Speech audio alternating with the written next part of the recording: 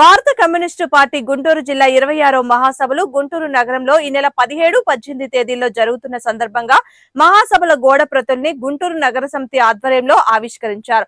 ఈ సందర్భంగా నగర కార్యదర్శి అకిటి అరుణ్ కుమార్ మాట్లాడుతూ 17వ తేదీన మధ్యాహ్నం 3 గంటలకు బిఆర్ స్టేడియం వద్ద నుండి శ్రామిక ప్రజా ప్రదర్శన ప్రారంభమవుతుందని తెలిపారు.